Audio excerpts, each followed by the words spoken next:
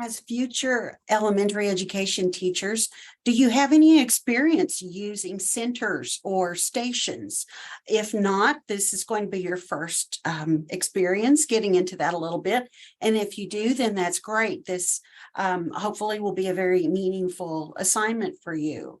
Looking at our language acquisition activity, what you're going to be doing is taking a lesson plan, either one you've developed yourself or one you've located, and you're going to describe a couple of the centers and then how you're going to modify those for 2 ELL students that you are going to create.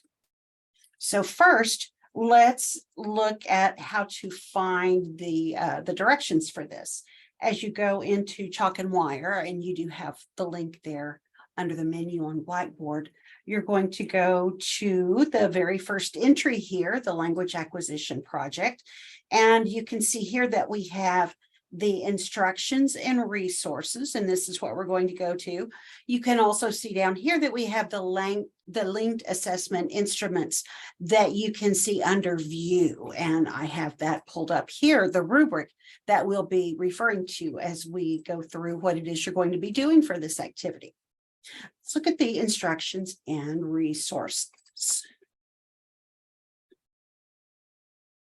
So again, the big picture is that you are going to be developing 2 particular English language learners in your class. You're going to call them Focus Student 1 and Focus Student 2. They're going to be different from each other, and they're going to have different language proficiency levels, language acquisition levels. So you're going to determine what language levels the students are on, and you're going to be applying that information and including that in the descriptions of them. I'm going to pause for just a moment. I thought it would be handy to have the 6 stages of second language acquisition pulled up as we discuss this. So when considering these different stages and creating your 2 focus students, your students, their levels should be at least 2 stages apart. So for example, you might have one student who is brand new and in the pre-production silent period stage, and then your other student might be in an intermediate fluency stage. They also will speak 2 different languages. So one might speak Spanish, one might speak Mandarin, just for example. Another very important part of this Color in Colorado article that will be helpful to you for this assignment is looking at these instructional strategies, because you're going to be, when you're describing your students, you're also going to give examples of the language that lets you know what stage they're in. For example, if you know that students who are in the early production stage, that it's good for you as the educator to ask them yes or no questions, and either or to give them clear options, then that might inform how you describe the student as being able to respond appropriately to either or questions, for example. So I definitely would refer to these strategies as you are considering how you're going to describe your Focus Student 1 and Focus Student 2. Now back to the overall assignment and what it is you're doing with this. Excuse me. As you are describing your students, I suggest that you take some time and look at what it is you're going to be assessed on for this one. For example, for this indicator, the teacher candidate identifies individual difference and language acquisition levels in students. When I'm assessing these, I will go straight to the 3.0 and see, did you do this? And what I'm looking for are some details and some differences and descriptions and examples for these students. Now, if you want to go above and beyond the 3.0, then consider the 4.0, and you could include details that are really going to help describe the student's academic success and what might contribute to that. And these can include the socioeconomic status. How long has the student been in the country? Does the student have any older siblings who speak English? Things such as that, family life, cultural traits. Does the family speak English at home, or is the family continuing to speak their heritage language at home? Also, if you've got a little bit of detail, but you really didn't flesh out your student very much, then I'm going to go over here and look and see what, if you neglected something. Did you neglect to really give individual differences? Did you neglect to discuss the student's language acquisition level? As you are describing your students, consider that it's better to give more details rather than fewer details. Then you're going to come up with your lesson. This can be a lesson that you create for this activity.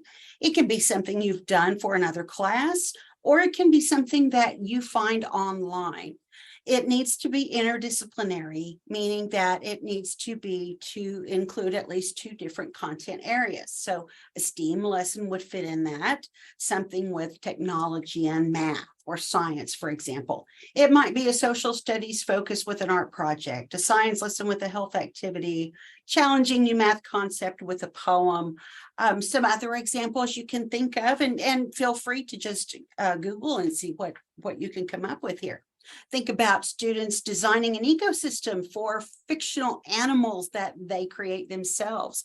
This would include art and science, and it needs to be a lesson that will involve the students moving around to centers or stations where they could work individually, or they could work in pairs or small groups.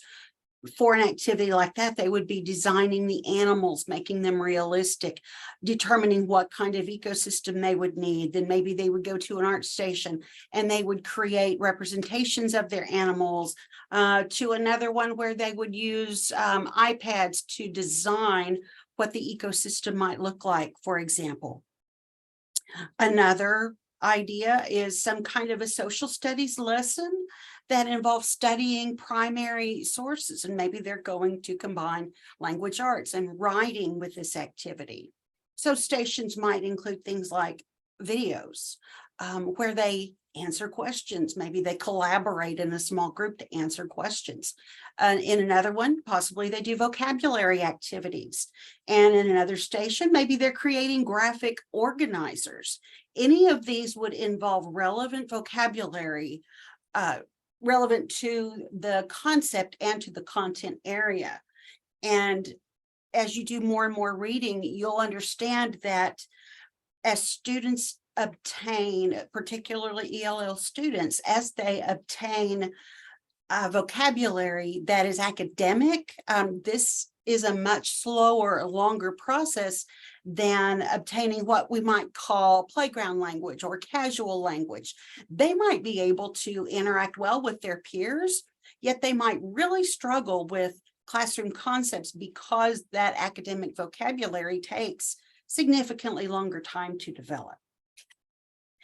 What you're going to do then, once you've got your plan, it's interdisciplinary, and you are going to design your stations, then you're going to describe 2 modifications for each child.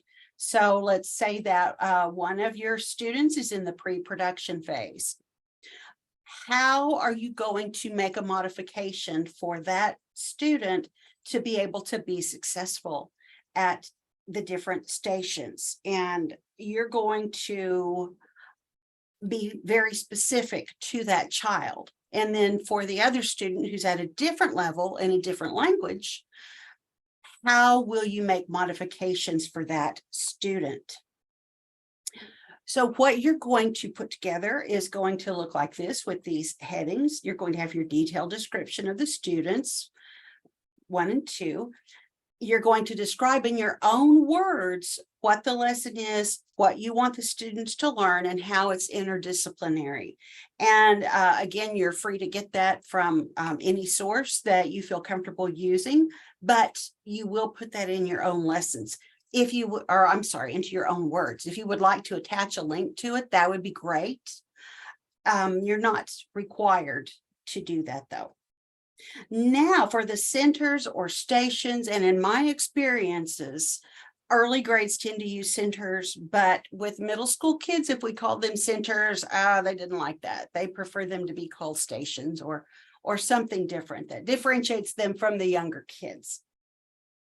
You're going to describe what they're going to do with the stations. For example, in social studies, if they're going to be doing a vocabulary activity around the primary source, then you're going to describe how the students would engage in that, possibly give some examples of the vocabulary, what the students are going to do with it. Are they going to be locating photographs with it? Are they going to be doing a Foursquare kind of activity project around the vocabulary? Describe what it is that the students in general are going to be doing. And then you're going to describe the 2 modifications that you would make to make the center more appropriate. And your book is a wonderful source there. Also, Color in Colorado is another great source for that. Then you're going to do the same thing for Focus Student 2. And that is the whole project. I suggest, again, that you start with 3.0 here on the rubric and go down and see what the expectations are. What is it that I will be assessing on? And see if you want to go for the 3 or maybe go for the 4, but definitely go for at least a 3. And you have seen how your score on here will translate to points for this assignment. This is no longer a requirement that you have to do as part of the elementary education unit. However, it is an authentic assessment.